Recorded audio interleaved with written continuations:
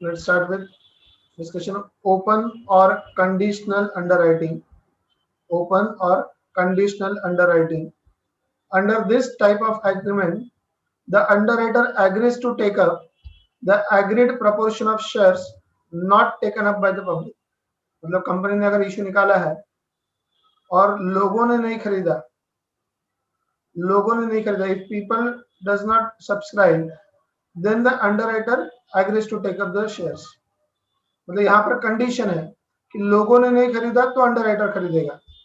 The liability of underwriter is conditional. It is not absolute. मतलब underwriter को खरीदना ही है ऐसा कोई कंडीशन नहीं है, फिक्स नहीं है. It is a conditional. लोगों ने नहीं खरीदा तो अंडरराइटर खरीदेगा. लोगों ने अगर खरीदा है तो underwriter will not buy the shares. Means he is liable. So liability of underwriter is conditional. Means he is liable only if the issue is undersubscribed. मतलब समझो कंपनी ने 1 लाख शेयर्स बेचने के लिए निकाला है एंड लोगों ने 60,000 ही अप्लाई किया है, तो बचे हुए 40,000 शेयर्स जो है वो अंडरराइटर खरीदेगा. But supposing company has issued 1 lakh shares and लोगों ने जो एप्लीकेशन किया वो 1,20,000 का है, it is over subscribe, then underwriter will not buy the shares. तो उसका कोई लायबिलिटी नहीं होगा. If the shares are fully subscribed by the public, the underwriter does not take up any share. If the shares are fully subscribed, the underwriter does not take up the shares. मतलब यहाँ पर underwriter का जो liability है, first of all, who is underwriter? Underwriter are the persons who gives the guarantee of minimum subscription. लोगों ने नहीं shares खरीदा तो अंडरराइटर खरीदेगा, that is a guarantee given by underwriter. उनका ये जो लायबिलिटी है वो कंडीशनल है कि लोगों ने अगर शेयर्स नहीं खरीदा तो वो अंडरराइटर खरीदेगा. अगर लोगों ने शेयर्स ऑलरेडी अप्लाई किया है, सब्सक्राइब किया, फुल्ली सब्सक्राइब, मतलब 1 लाख शेयर्स बेचने के लिए निकाला कंपनी ने और लोगों ने 1.5 लाख शेयर्स के लिए अप्लाई किया है, in that case the liability of underwriter will not arise. That is called as what? Open और conditional underwriting. Now firm underwriting, हम लोग आज जो डिस्कस करने वाले हैं वो ये है, firm underwriting. Under this type of agreement the underwriter agrees to take up a specified number of shares irrespective of the number of shares subscribed by the public. लोगों ने कितना खरीदा इसको इग्नोर करके underwriter will agree to take up specified number of shares. Underwriter जो है कुछ ना कुछ शेयर्स खरीदेंगे ही. That is the firm confirm guarantee given by the underwriter. So underwriter has to buy the shares in this case. His liability is absolute. मतलब यहाँ पर liability जो है conditional नहीं है, लोग खरीद रहे या नहीं खरीद रहे उससे कोई मतलब नहीं है. Underwriter has to buy the share, certain amount of shares. In such a case, even if the issue is oversubscribed, the underwriters are liable to take up the agreed number of shares or debentures. मतलब underwriter ने जो guarantee दिया होगा कि minimum इतना shares खरीदेंगे वो उनको खरीदना ही होगा, even though the issue is over subscribe. Normally the underwriters liability is determined without considering the number of shares taken up firm by him. हम लोग देखते हैं कि नॉर्मली हमने इससे पहले भी क्वेश्चन में सॉल्व किया है, अंडरराइटर्स का लायबिलिटी हम लोग कैलकुलेट करते हैं जहां पर फर्म अंडरराइटिंग नहीं होता है तो वो कैसे करते हो, वहां पे कैलकुलेशन सेम होगा. However, if the agreement includes abatement clause, then the firm liability has to be adjusted against the normal liability. ये सब चीज क्या है वो क्वेश्चन सॉल्व करते समय देखेंगे. तो फर्म राइट अंडरराइटिंग और ओपन अंडरराइटिंग में क्या फर्क है? कंडीशनल अंडरराइटिंग मतलब द लायबिलिटी इज कंडीशनल, हो भी सकता है और नहीं भी हो सकता है. लायबिलिटी इज कंडीशनल मतलब अंडरराइटर का लायबिलिटी हो सकता है. लायबिलिटी किस चीज का? Liability to buy the shares. तो ये लायबिलिटी हो भी सकता है या फिर नहीं भी हो सकता है. लोगों ने शेयर्स नहीं खरीदा तो अंडरराइटर का लायबिलिटी होगा टू बाय द शेयर्स. अगर लोगों ने पूरा शेयर्स खरीदा है तो अंडरराइटर के लिए लायबिलिटी होगा not to buy any shares, मतलब underwriters liability will not be there. So it is conditional upon certain things. Firm underwriting मतलब the liability of underwriter is absolute, it does not depend on any condition. लोग कितना shares खरीद रहे, कम खरीद रहे कि ज्यादा खरीद रहे हैं उससे कोई मतलब नहीं है. Underwriter has to buy a minimum number of shares as agreed by him.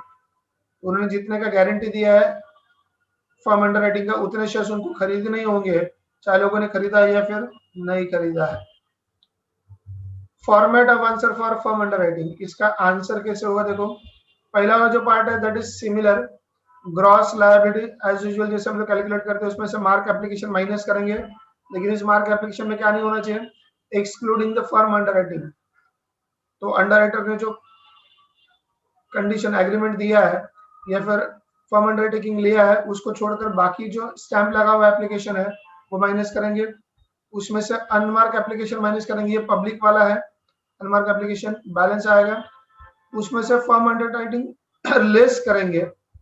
अभी ये लेस करते समय या तो हम लोग एक्चुअल रेशियो यूज करेंगे या फिर ग्रॉस लायबिलिटी। कब एक्चुअल रेशियो यूज करना है और कब ग्रॉस लायबिलिटी का रेशियो यूज करना है दैट विल डिस्कस। तो ये आएगा हमारा नेट लायबिलिटी, उसमें ऐड करेंगे फर्म अंडरराइटिंग जो गारंटी दिया है उसको ऐड करेंगे, ये एक्चुअल में ही ऐड होगा। यहाँ पर ही सिर्फ कंफ्यूजन है या फिर यहाँ पर ही हमको डिसाइड करना है एक्चुअल होगा कि ग्रॉस लायबिलिटी रेशियो होगा। जब ऐड करना है तो वो एक्चुअल में होगा, this is called as what, total liability.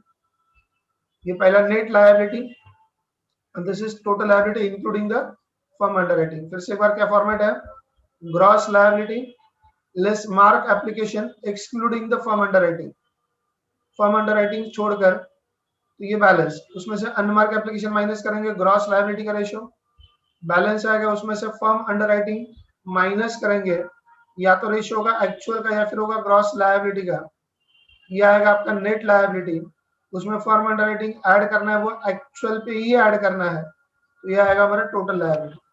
अब ये फर्म अंडरटेकिंग जब लेस करेंगे तो रेशियो एक्चुअल लेना है या फिर ग्रॉस लायबिलिटी का रेशियो लेना है, वो किस पर डिपेंड करता है। तो देखो there are two methods.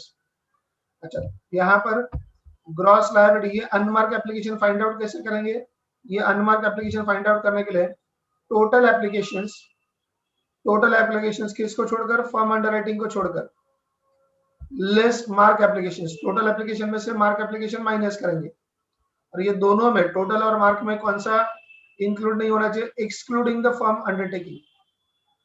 Underwriter ने जो गारंटी दिया फर्म अंडरटेकिंग वाला वो माइनस करके total application and mark application, so ये आएगा unmark applications by public, unmark application by public ये वाला, और इसको हमको डिवाइड करना है ग्रॉस लायबिलिटी के रेशियो में। फर्म अंडरटेकिंग में there are two methods, method 1 method 2। Method 1 क्या कहता है, the benefit of firm underwriting is not given to individual underwriter, the benefit of firm underwriting is not given to individual underwriter, firm underwriting is treated as unmarked application। तो firm underwriting को क्या treat करेंगे, unmark की तरह, और unmark कौन से ratio में डिवाइड होता है, ग्रॉस लायबिलिटी में, अनमार्क कौन से रेशियो में डिवाइड होता है, ग्रॉस लायबिलिटी में। Method 2, the benefit of firm underwriting is given to the individual underwriter, benefit of firm underwriting is given to the individual underwriter, under this case firm underwriting is not treated as mark application,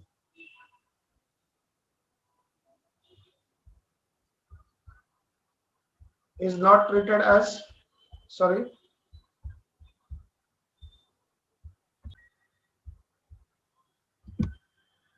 so under method 2 the benefit of underwriting is given to the individual underwriter, firm undertaking का benefit देना है individual underwriter को, the firm underwriting is not treated as unmark, यहाँ पर treated as unmark, यहाँ पर not treated as unmark, मतलब they are treated as mark application and divide the firm undertaking in the actual ratio. So method 1 जहां पर question में लिखा होगा कि benefit of firm underwriting is not to be given, तो हम लोग डिवाइड करेंगे कौन से रेशियो में, ग्रॉस लायबिलिटी में, और क्वेश्चन में लिखा होगा the benefit of firm undertaking is to be given, firm undertaking का बेनिफिट इंडिविजुअल अंडरराइटर को देना है, तो एक्चुअल रेशियो में माइनस करेंगे, डिवाइड करेंगे। यहाँ पर ये रहा, हमने फॉर्मेट में देखा था, फर्म अंडरटेकिंग जब लेस करना है या तो रेशियो एक्चुअल यूज करेंगे या फिर ग्रॉस लायबिलिटी रेशियो यूज करेंगे। तो एक्चुअल कब यूज करना है और ग्रॉस लायबिलिटी रेशियो कब करना है, जब क्वेश्चन में लिखा है कि benefit of firm undertaking is not given, firm undertaking का बेनिफिट नहीं देना अंडरराइटर को, तो ग्रॉस लायबिलिटी, मतलब they are treated as unmark application, और अनमार्क एप्लीकेशन को हम लोग डिवाइड किस में करते हैं, ग्रॉस लायबिलिटी में। और जब क्वेश्चन में लिखा है the benefit of firm undertaking is to be given, benefit देना है इंडिविजुअल अंडरराइटर को, तो इन दैट केस उनको हमको डिवाइड करना है, इसमें जो लेस करना है वो किस में लेस करना है, एक्चुअल रेशियो में, तो जो एक्चुअल है वो करेंगे। एग्जैक्टली आपको ये सारी चीजें समझ में आएंगी जब हम लोग क्वेश्चन स्टार्ट करेंगे। So let's start with the question. देखते क्वेश्चन क्या है। Noman Limited issued 80,000 equity shares which were underwritten as follows. Noman Limited issued 80,000 equity shares which were underwritten as follows. Company ने 80,000 शेयर्स इशू किए हैं जिसमें से 48,000 ए ने अंडरराइट किया है, बी ने 20,000, सी ने 12,000. So we'll discuss this answer.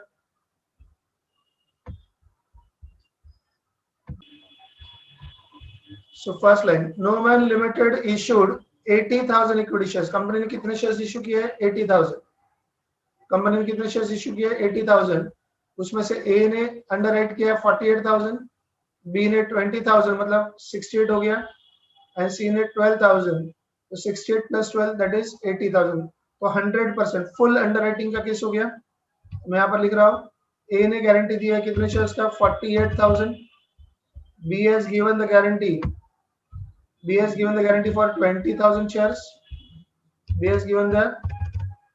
has underwritten shares for 20,000 and C has for 12,000 underwrite किया. So total is 80,000. Total is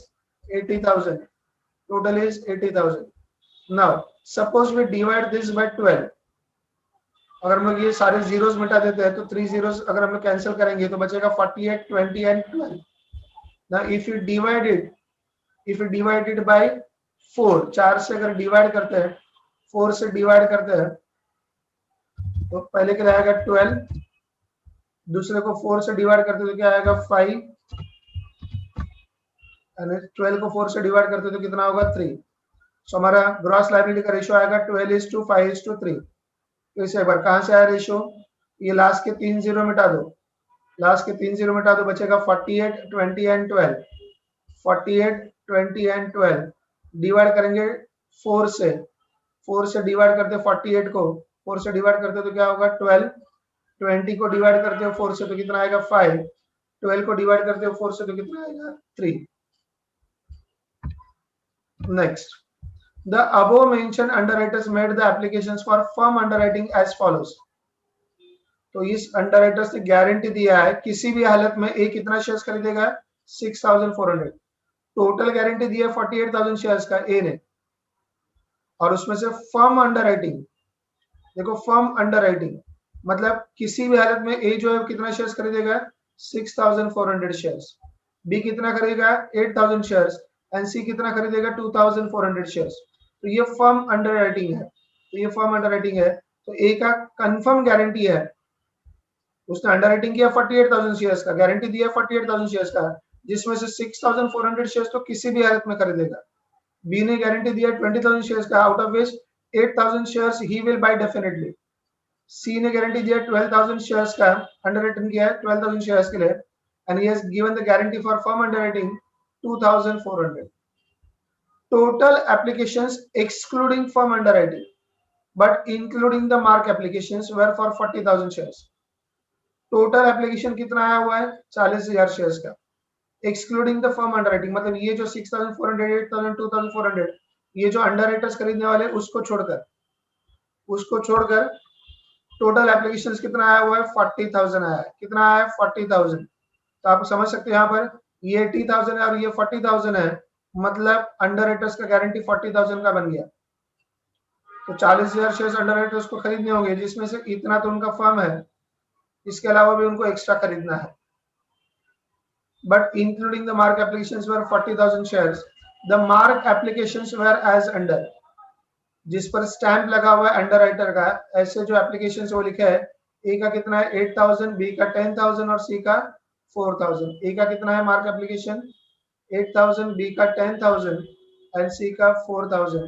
The underwriting contract provides that underwriters to be given credit for firm applications.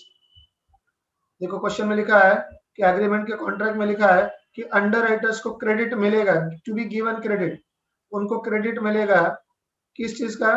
For firm applications. मतलब उनका जो liability है उसमें से firm application का liability minus हो जाएगा. मतलब जो फर्म ये जो खरीदने वाले 6,400, 8,000 कंपल्सरी, वो लायबिलिटी उसमें से माइनस हो जाएगा. And that credit for unmark applications be given in the proportion to their shares underwritten. मतलब अनमार्क एप्लीकेशन जो है तो कौन से रेशियो में माइनस करना है? Gross liability ratio.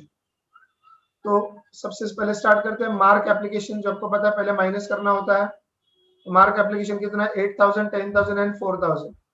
तो ये actual 8000, next is 4000, next is 8000, 10000 and 4000. So 8000, 10000 and 4000. 8000, 10000 and 4000. यहाँ पर टोटल 18 plus 4 that is 22,000. 22,000. ये माइनस करेंगे 48,000 minus 8,000 that is 40,000. 20,000 minus 10,000 that is 10,000. 12,000 minus 4,000 that is 8,000. And 80,000 minus 22,000. 80,000 minus 22,000 that comes to 58,000. तो सबसे पहले mark application हमने minus किया as usual. अभी उसके बाद हमको क्या माइनस करना है? Unmark application. Unmark application calculate कैसे करना है? अनमार्क एप्लीकेशंस बाय पब्लिक कैसे कैलकुलेट करना है? टोटल एप्लीकेशंस फर्म अंडरराइटिंग को छोड़कर less mark application. So total application question में दिया, देखो टोटल एप्लीकेशंस मिला है। Total applications excluding the firm underwriting. Firm underwriting को छोड़कर टोटल एप्लीकेशन मतलब जो पब्लिक से आया है वो कितना है? 40,000। और उसमें से मार्क एप्लीकेशन कितना है? 8 plus 10, 18 plus 4, 22. So total applications आया 40,000 excluding the firm. Total applications आया 40,000 जिसमें से मार्क एप्लीकेशन है 22,000। मतलब पब्लिक से जो एप्लीकेशन आया जिस पर कोई स्टैंप नहीं है वो कितना है? 18,000। अनमार्क एप्लीकेशंस कितना है? 18,000। Unmark application 18,000। अनमार्क एप्लीकेशन को कौन से रेशियो में डिवाइड करना होता है? ग्रॉस लायबिलिटी के रेशियो में। ग्रॉस लायबिलिटी का रेशियो है 12:5:3। ये क्वेश्चन में लिखा है कि अनमार्क को कैसे डिवाइड करना है। ये रहा, that credit for unmark applications be given in the proportion to the shares underwritten. Unmark application को कौन से रेशियो में डिवाइड करना है? ग्रॉस लायबिलिटी के रेशियो में। उन्होंने जो शेयर्स अंडरराइट किया उस रेशियो में, मतलब ग्रॉस लायबिलिटी का ratio. So now 12:5 that is 17 plus 3 20 हो गया। तो यहाँ पर 18,000 को डिवाइड करेंगे, 18,000 को डिवाइड करेंगे 20 से, देन मल्टीप्लाई करेंगे 12 से, ये हो गया आपका 10,800। 10,800 फिर 18,000 डिवाइड बाय 20 मल्टीप्लाइड बाय 5, ये हो गया 4,500। 4,500 and 18,000 divided by 20 multiplied by 3 that is 2,700.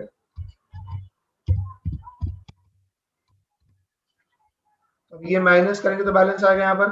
तो 40,000 माइनस 10,800, यहाँ पर आ गया 29,200।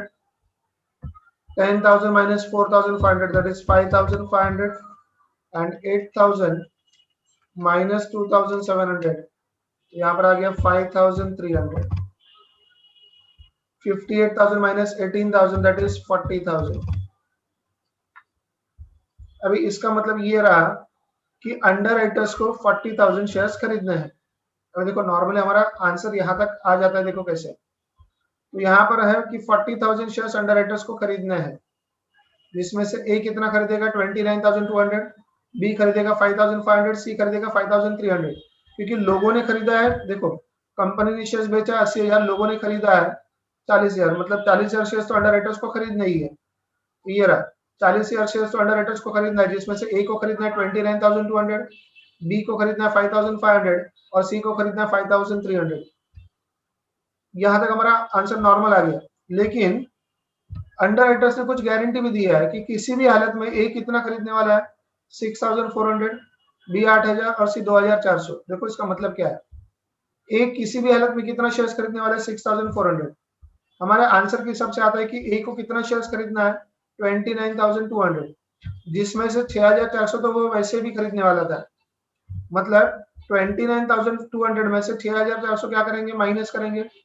क्योंकि वो तो उसका कंफर्म गारंटी है, उतना तो वो खरीदने वाला ही था। मतलब ये जो फर्म अंडर राइटिंग है उसका बेनिफिट हम लोग ए ने जो अंडर राइटिंग किया है उसका ए को बेनिफिट देंगे, बी ने जो गारंटी दिया उसका बेनिफिट बी को देंगे, और सी ने जो गारंटी दिया उसका बेनिफिट सी को देंगे।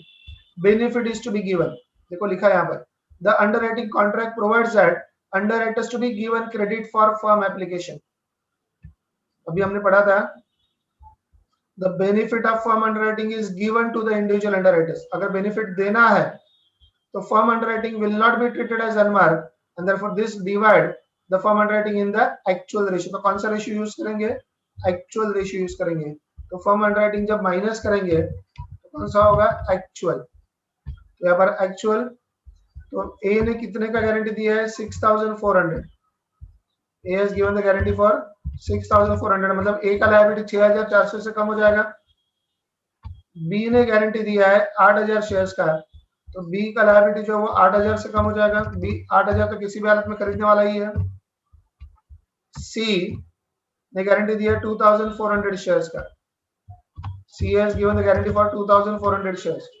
तो इसका मतलब क्या हुआ? हम लोग ए का गारंटी ए में से माइनस कर रहे हैं, बी का गारंटी बी में से माइनस कर रहे हैं। मतलब जो अंडर राइटर है उसको उसका बेनिफिट दे रहे हैं, जो अंडर राइटर है वो उसको बेनिफिट दे रहा है, दैट इज एक्चुअल।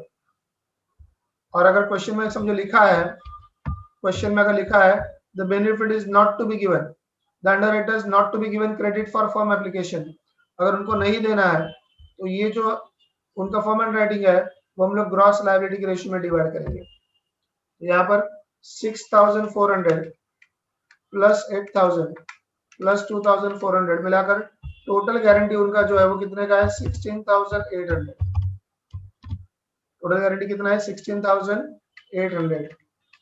यहाँ पर आ गया 23200। यहाँ पर balance 29200 minus 6400, that is 22800। 5500 minus 8000, तो इसका सरप्लस आ जाएगा, आंसर माइनस में आ जाएगा 2500, एक्सेस हो गया। एंड 5300 माइनस 2400, तो आंसर आ गया आपका 2900। ना credit of B adjusted, B के लिए देखो सरप्लस आ गया 2500, लायबिलिटी नहीं, लायबिलिटी नेगेटिव में चला गया, सरप्लस हो गया, तो उसको बी को एडजस्ट करना है, बी का सरप्लस एडजस्ट करना है किसको? ए और सी को। ए और सी का रेशियो क्या है? 12:3, मतलब 15 से डिवाइड करेंगे, 2500 को 15 से डिवाइड करेंगे, ये रहा 2500 डिवाइड बाय 15 मल्टीप्लाइड बाय 12, तो 2000 आ गया। यहाँ पर ये 2500